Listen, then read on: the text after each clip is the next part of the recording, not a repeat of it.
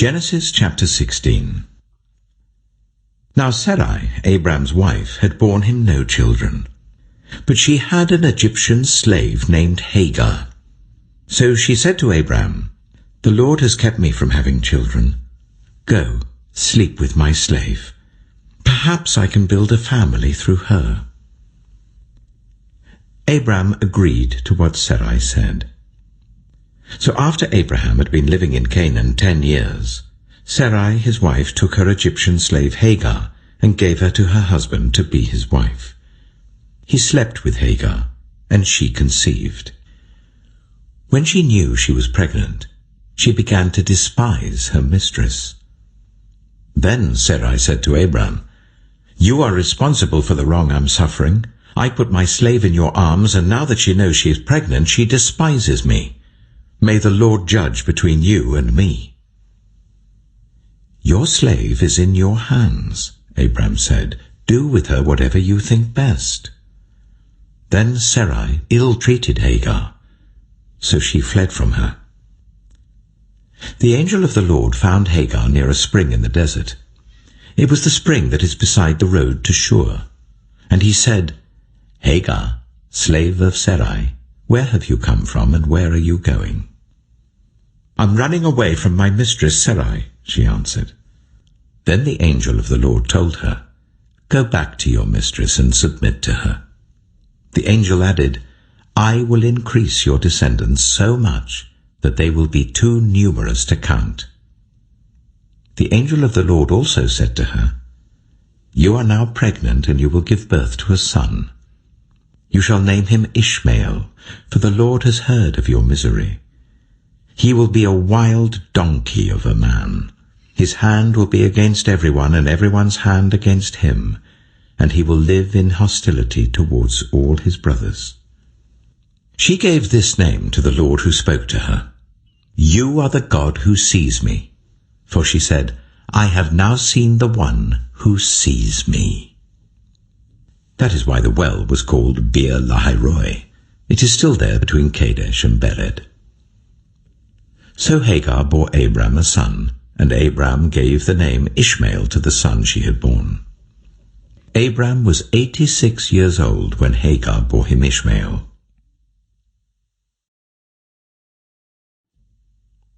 Genesis chapter 17. When Abram was 99 years old, the Lord appeared to him and said, "I am God Almighty. Walk before me faithfully and be blameless. Then I will make my covenant between me and you, and will greatly increase your numbers." Abram fell face down, and God said to him, "As for me, this is my covenant with you. You will be the father of many nations. No longer will you be called Abram. Your name will be Abraham. For I have made you a father of many nations. I will make you very fruitful. I will make nations of you, and kings will come from you. I will establish my covenant as an everlasting covenant between me and you and your descendants after you for the generations to come, to be your God and the God of your descendants after you. The whole land of Canaan, where you now reside as a foreigner, I will give as an everlasting possession to you and your descendants after you, and I will be their God." Then God said to Abraham, "As for you, you must keep my covenant, you and your descendants after you for the generations to come. This is my covenant with you and your descendants after you, the covenant you are to keep. Every male among you shall be circumcised. You are to undergo circumcision, and it will be the sign of the covenant between me and you. For the generations to come, every male among you who is 8 days old must be circumcised, including those born in your household or bought with money from a foreigner. Those who are not your offspring, whether born in your household or bought with your money, they must be circumcised. My covenant in your flesh is to be an everlasting covenant. Any uncircumcised male who has not been circumcised in the flesh will be cut off from his people. He has broken my covenant. God also said to Abraham, As for Sarai, your wife, you are no longer to call her Sarai. Her name will be Sarah. I will bless her and will surely give you a son by her. I will bless her, so she will be the mother of nations. Kings of peoples will come from her. Abraham fell face down. He laughed and said to himself, Will a son be born to a man 100 years old? Will Sarah bear a child at the age of 90? And Abraham said to God, If only Ishmael might live under your blessing. Then God said, Yes, but your wife Sarah will bear you a son, and you will call him Isaac. I will establish my covenant with him as an everlasting covenant for his descendants after him. And as for Ishmael, I have heard you. I will surely bless him. I will make him fruitful and will greatly increase his numbers. He will be the father of 12 rulers, and I will make him into a great nation.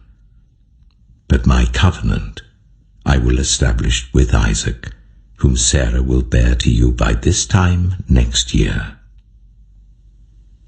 When he had finished speaking with Abraham, God went up from him. On that very day, Abraham took his son Ishmael, and all those born in his household or bought with his money, every male in his household, and circumcised them as God told him. Abraham was 99 years old when he was circumcised, and his son Ishmael was 13. Abraham and his son Ishmael were both circumcised on that very day, and every male in Abraham's household, including those born in his household or bought from a foreigner, was circumcised with him.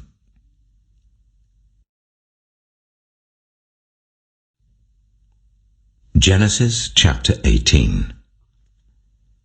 The Lord appeared to Abraham near the great trees of Mamre, while he was sitting at the entrance to his tent in the heat of the day. Abraham looked up and saw 3 men standing nearby.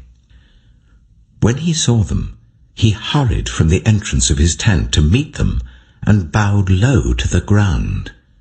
He said, "If I have found favor in your eyes, my Lord, do not pass your servant by.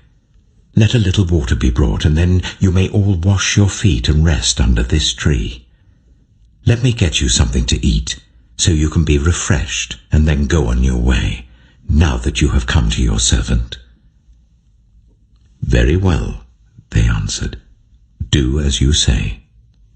So Abraham hurried into the tent to Sarah. "Quick," he said, "get 3 seahs of the finest flour and knead it and bake some bread." Then he ran to the herd and selected a choice tender calf and gave it to a servant who hurried to prepare it.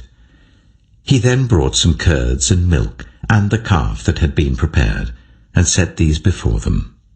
While they ate, he stood near them under a tree. "Where is your wife Sarah?" they asked him. "There, in the tent," he said. Then one of them said, "I will surely return to you about this time next year, and Sarah, your wife, will have a son." Now Sarah was listening at the entrance to the tent, which was behind him. Abraham and Sarah were already very old, and Sarah was past the age of childbearing. So Sarah laughed to herself as she thought, "After I'm worn out and my Lord is old, will I now have this pleasure?" Then the Lord said to Abraham, "Why did Sarah laugh and say, 'Will I really have a child now that I am old?' Is anything too hard for the Lord? I will return to you at the appointed time next year, and Sarah will have a son." Sarah was afraid, so she lied and said, "I did not laugh." But he said, "Yes, you did laugh." When the men got up to leave, they looked down towards Sodom, and Abraham walked along with them to see them on their way. Then the Lord said, "Shall I hide from Abraham what I am about to do? Abraham will surely become a great and powerful nation, and all nations on earth will be blessed through him. For I have chosen him so that he will direct his children and his household after him, to keep the way of the Lord by doing what is right and just, so that the Lord will bring about for Abraham what he has promised him." Then the Lord said, "The outcry against Sodom and Gomorrah is so great, and their sin so grievous, that I will go down and see if what they have done is as bad as the outcry that has reached me.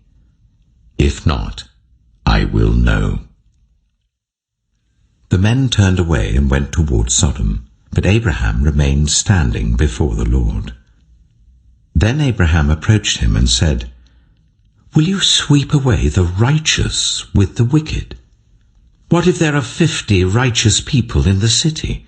Will you really sweep it away and not spare the place for the sake of the 50 righteous people in it? Far be it from you to do such a thing, to kill the righteous with the wicked, treating the righteous and the wicked alike? Far be it from you. Will not the judge of all the earth do right?" The Lord said, "If I find 50 righteous people in the city of Sodom, I will spare the whole place for their sake." Then Abraham spoke up again, "Now that I have been so bold as to speak to the Lord, though I am nothing but dust and ashes, what if the number of the righteous is 5 less than 50? Will you destroy the whole city for lack of 5 people? If I find 45 there," he said, "I will not destroy it." Once again he spoke to him, "What if only 40 are found there?" He said, "For the sake of 40, I will not do it." Then he said, "May the Lord not be angry, but let me speak. What if only 30 can be found there?" He answered, "I will not do it if I find 30 there." Abraham said, "Now that I have been so bold as to speak to the Lord, what if only 20 can be found there?" He said, "For the sake of 20, I will not destroy it." Then he said, "May the Lord not be angry, but let me speak just once more. What if only 10 can be found there?"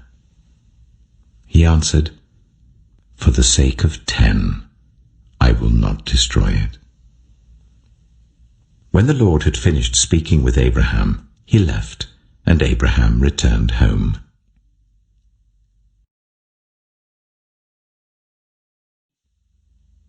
Psalm 5. Listen to my words, Lord. Consider my lament. Hear my cry for help, my King and my God. For to you I pray. In the morning, Lord, you hear my voice. In the morning I lay my requests before you and wait expectantly. For you are not a God who is pleased with wickedness. With you, evil people are not welcome. The arrogant cannot stand in your presence. You hate all who do wrong. You destroy those who tell lies. The bloodthirsty and deceitful, you, Lord, detest. But I, by your great love, can come into your house. In reverence I bow down toward your holy temple. Lead me, Lord, in your righteousness because of my enemies. Make your way straight before me. Not a word from their mouth can be trusted. Their heart is filled with malice. Their throat is an open grave. With their tongues they tell lies. Declare them guilty, O God. Let their intrigues be their downfall. Banish them for their many sins, for they have rebelled against you. But let all who take refuge in you be glad. Let them ever sing for joy. Spread your protection over them, that those who love your name may rejoice in you. Surely, Lord, you bless the righteous. You surround them with your favor, as with a shield.